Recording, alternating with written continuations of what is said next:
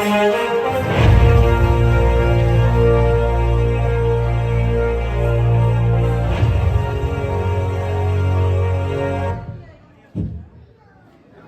சத்தம் கேட்குதுங்களா?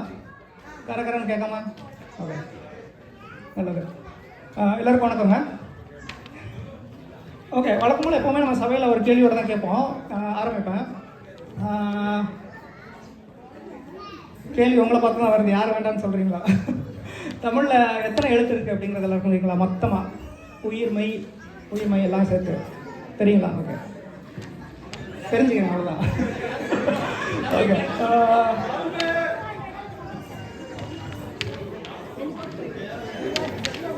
ஓகே. நம்ம வஸ்தரஸ்க்கு ரொம்ப நாளாக பேர் வைக்கணும் அப்படின்னு சொல்லி தேடிட்டே இருந்தோம் தமிழில்.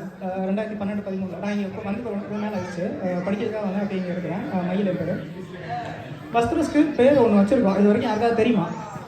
இல்லை நீங்கள் ஏதாவது ஒரு பேர் வைக்கிறீங்களா? வஸ்தரோஸ் அப்படிங்கிறதுக்கு உண்டான அர்த்தம் தெரியுங்களா உங்களுக்கு?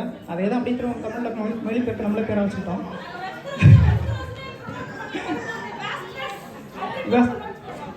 சரிதாங்க. மொழி பிரச்சனைக்குள்ளே போகிறதுக்கு முன்னாடி அதோட பொருள் என்ன அப்படின்னு பார்த்தீங்கன்னா, வெஸ்டர் அப்படின்னா மேற்கு, ஓஸ்னால் மக்கள் கூடுற இடம். இங்கே எல்லா இடத்துல நிறைய இடத்துல பார்த்தீங்கன்னா ஓஸ்ன்னு இருக்கும். ஸோ வழக்கமாக நாங்கள் உட்காந்துருக்க நாளை யோசிச்சு பார்த்தா ஓகே மேற்குப்பட்டின்னு வச்சுட்டோம். எங்கே போனாலும் அப்படி தான் சொல்கிறது. நம்ம தமிழ்லாம் போகிறீங்க, எங்கேருந்து வரீங்க அப்படின்னு சொல்லி கேட்டாங்கன்னா வஸ்திரம்னு சொல்லுவாங்க, அவங்களுக்கு தெரியாது. ஓகே, மேற்குப்பட்டி தமிழ் இப்படி தான் வச்சுக்கோங்க, அப்படி வச்சிடலாம். ஸோ எதுங்க அது வஸ்திராசன் பேர் வச்சு உங்களுக்கு தெரியாது. இப்படி கேள்வி கேட்டீங்கன்னா மறந்துடுவேன். இருங்க, கேள்வி வச்சிருக்கேன், போகிறேன், விட்டுருங்க. எஸ், சீரியஸாக மட்டும் போயிடலாம். சங்க இலக்கியம் அப்படின்னா அதில் எத்தனை நூல்கள் இருக்குன்னு சொல்லுங்கள். யாருக்கு தெரியும்? கை தூக்கலாம். ஓகே,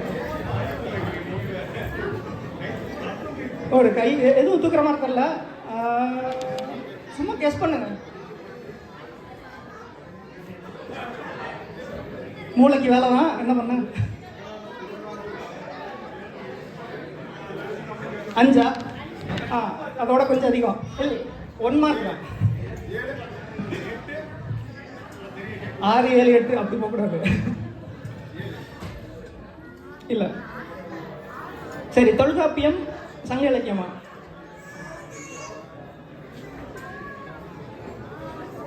ஓகே, நானே சொல்லிடுறேன். சங்க இலக்கியம் அப்படிங்கிறது வந்து மொத்தம் 18 நூல் கொண்டது. 17 மேல் கணக்கு அப்படின்னு சொல்லி சொல்லுவாங்க. 10 பாட்டு 8 தொகை, அது 2 சேர்ந்தது. மற்றது எதுவுமே நம்ம சங்க இலக்கியம்னு சொல்ல மாட்டோம். சங்க இலக்கியம் அப்படின்னு சொல்லி சொன்னால் இந்த 18 மட்டும் தான் நம்ம சொல்லுவோம்.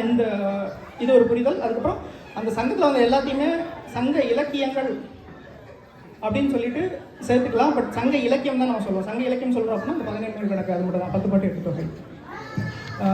இது கேட்குறதுக்கு காரணமாக என்ன அப்படின்னா, இந்த சங்கத்தில் வழக்கமாக நம்ம தமிழ் வளர்த்தது எல்லாமே சங்கம் வச்சு வளர்த்துருக்கோம் அப்படின்னு சொல்லிட்டு ரொம்ப நாளாக சொல்லிகிட்டே இருக்காங்க. கடை சங்கத்துக்கு அப்புறம் நிறைய சங்கங்கள் இப்போ வந்துகிட்டே இருக்குது. தொடர்ந்து நம்ம மக்கள் நிறைய இடத்துல கூடி அவங்களோட என்ன சொல்ல எண்ணம், கருத்து அதெல்லாத்தையும் தொடர்ந்து விதைச்சிக்கிட்டே இருக்காங்க. எப்பவுமே ஒரு சொல், ஒரு எண்ணம், ஒரு கருத்து அப்படிங்கிறது விதைக்கப்பட்டுகிட்டே இருக்குது.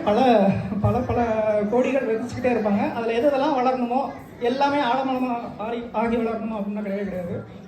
எல்லாம் சின்ன சின்ன மரமாக இல்லை செடியாக போகணுமான்னு நினைக்கிறது ஒவ்வொருத்தவங்களோட தனி இண்டிவிஜுவலிட்டி. ஸோ அவங்க எவ்வளோ எடுத்து முன்னாடி கொண்டு போகிறாங்களோ அவ்வளோக்கெல்லாம் அவங்க எடுத்து முன்னாடி கொண்டு போவாங்க. அது நமக்கு அது ஒரு பொறுப்பு இருக்கா அப்படின்னா அதையும் நீங்களே எடுத்துக்கோங்க. அந்த முடிவையும் அவங்க கையிலே கொடுத்துக்கிறேன். ஸோ சுற்றி இருக்கிறவங்க எல்லாருமே பார்த்து என்ன சொல்ல, நம்ம ஊரில் மட்டுமே நம்ம ஒரு பார்வையை பார்த்துட்டே இருப்போம். இங்கே வந்ததுக்கப்புறம் திரைக்கடலோடி நம்ம திரையை தேடிக்கிட்டு இருக்கோம். அந்த போக்கில் பார்த்தோம் அப்படின்னா நம்மளோட பார்வை வேறு மாதிரி இருக்கும். தமிழில் கொஞ்சம் இந்த பொண்ணுங்களாம் கொஞ்சம் ரேப் பாடுறதா இருந்தாலும் சரி, இதெல்லாமே நமக்கு வெளியில் இருக்கிற தகவலை கொஞ்சமாக நம்ம சுவைத்த திரவியத்தை நமக்கு ஏற்ற மாதிரி நம்ம மாற்றி பரிணமிச்சுக்கிட்டே இருக்கிறோம். இங்கே வந்ததுக்கு உண்டான முக்கியமான காரணம் 2 இருக்கலாம். இங்கே இருக்கிறவங்களுக்கு பார்த்தீங்க அப்படின்னா, ஒன்று வேலை, இன்னொன்று கல்வி. இது வரும்போது வழக்கமாக நமக்கு இருக்க அந்த கலாச்சார அதிர்ச்சி, அதுக்கப்புறம் சிக்கல். ஓகே, இங்கே வந்து மொழி பிரச்சனை, அதை விட்டுருங்க. அதுக்கப்புறம் குளிர், இதெல்லாம் இருக்கும். அதெல்லாத்தையும் தாண்டி சில விஷயம் பார்த்தீங்க அப்படின்னா நமக்கு நிறைய நேரம் இருக்கிற மாதிரி இருக்கும். சலிப்பு தட்டிடும்.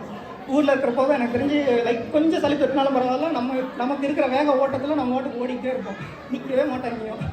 இங்கே எப்படி கிடையாது, உங்களுக்கு நின்று யோசிக்கிறதுக்கு நேரம் இருக்கும். யோசிங்க, இங்கே எப்படியெல்லாம் ஐ மீன் நம்மளோட தமிழ் வளர்ச்சி அப்படிங்கிறது வந்து ஒரே ஒரு நிலையில் அப்படி நிற்கவே இல்லை. ஒவ்வொரு தடவையும் தட்டமிச்சு வேறு வேறு இடத்துக்கு போயிட்டே இருந்திருக்கு. இதில் ரொம்ப முக்கியமான ஒரு கலாச்சார அதிர்ச்சி அப்படிங்கிறது ஓகே, மொழியோ இல்லை நீங்கள் வேலை பார்க்குற இடத்துலையோ இல்லை படிக்க போகிற இடத்துலையோ ரொம்ப சாதாரணமாக you can feel okay you are not being included in any forms. அப்போல்லாம் எனக்கெல்லாம் இங்கே ஒன்றுமே கிடையாது. இங்கே they include you. So don't take it anything on the personal level. எப்போல்லாம் நிறைய உங்களுக்கு என்ன சொல்ல ஸ்ட்ரெஸ் ஆகிறமா இருக்குதோ, உங்களுக்குனால ஒரு மடைமாற்றங்கள் தேவை. அந்த மடைமாற்றத்துக்கு ரொம்ப முக்கியமான வலுவுக்கிறது இங்கே இருக்கிற இந்த தமிழ் சமூகமோ இல்லைனா உங்களை சுற்றி இருக்கிற it doesn't NEET be just என்ன சொல்ல தமிழ் சமூகம் மட்டும் தான் இருக்கணும் அப்படிங்கிறதே கிடையாது. உங்களோட மடைமாற்றங்கள் கலையாக இருக்கலாம், இலக்கியமாக இருக்கலாம். ஸோ ஃபைண்ட் யுவர் மடைமாற்றம்னா it should went out your self, pour something else out. மறந்துருச்சு இன்னைக்கு ரொம்ப தான் ஓகே எஸ் அடையாளமங்கள். வழக்கமாக இங்கே ரொம்ப நாளாக இருக்கிறவங்களுக்கு இங்கே இருக்கிற விஷயம் எல்லாம் தெரியும் அப்படின்னு சொல்லி நம்பிட்டு இருக்கீங்க. அதெல்லாம் கிடையாது. அதே மாதிரி புதுசாக வந்துருக்கவங்களுக்கு எதுவும் தெரியாதுன்னு சொல்லி நினச்சிட்டு இருப்போம். அதுவும் கிடையாது. அதை என்ன சொல்கிறது, ஒரு அடையாளமங்கள்னு சொல்லலாம், ஐடென்டிட்டி கிரைசிஸ்.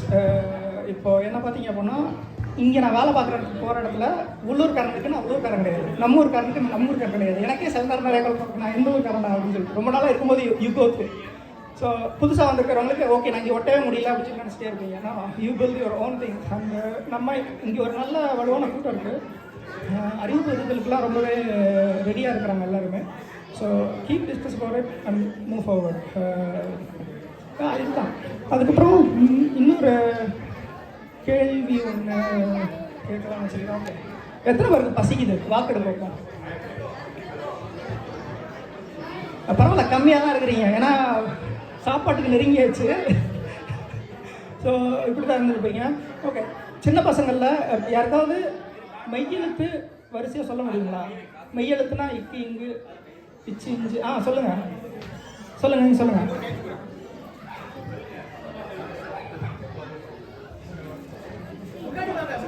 முன்னாடி வரீங்களா?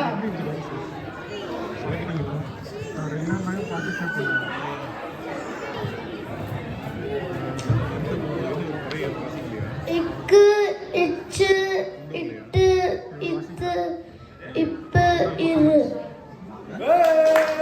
வந்துட்டீங்க. இந்தாங்க வச்சுக்கோங்க. அவங்க அம்மா படிப்பாங்களா? அம்மா அப்பா தமிழ் படிப்பாங்களா? இதை படிக்க சொல்லுங்க. உங்களுக்கு படிச்சு கடை சொல்லுங்க.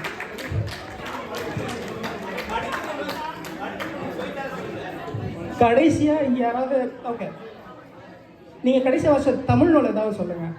யாராவது ஒருத்தங்க கை தூக்கி நீங்கள் படித்த தமிழ் நூல் சொல்லுங்கள். மொழிபெயர்ப்பாகவும் இருக்கலாம், எதுவாக இருந்தாலும் இருக்கலாம். ஆர்டிக்கல் இல்லாமல் ஒரு நூல் 10 பக்கமாகவும் இருக்கலாம், 1000 பக்கமாகவும் இருக்கலாம். படம் பார்த்துருக்கீங்களா நீங்கள்? தமிழ் படம் என்ன பார்த்தீங்க?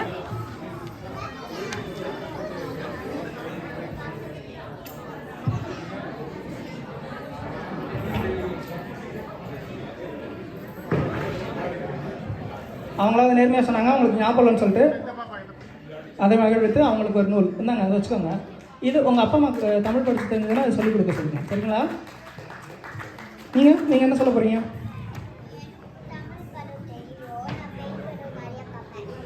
ஓகே, பேய் படம் நிறைய பார்ப்பீங்களா நீங்கள்? எனக்கு பேய் படம் பற்றி எதுவும் புக் இல்லையா? நான் அடுத்த தரம் உங்களுக்கு எடுத்துகிட்டு வந்தேண்ணா. யாருக்காவது நீங்கள் கவிதை தெரிஞ்சது அப்படின்னா ஓப்பனாக ஒரு கவிதை சொல்லலாம். நீங்கள் உங்களோட கவிதையாக இருக்கணும்னு அவசியம் கிடையாது, வேறு யாரோட கவிதையாக இருந்தால் கூட சொல்லலாம். இல்லை ஏதாவது மொழிகள், பழமொழிகள், ஏதாவது தமிழ் சம்மந்தமாக பங்கமாக சொல்லக்கூடாது.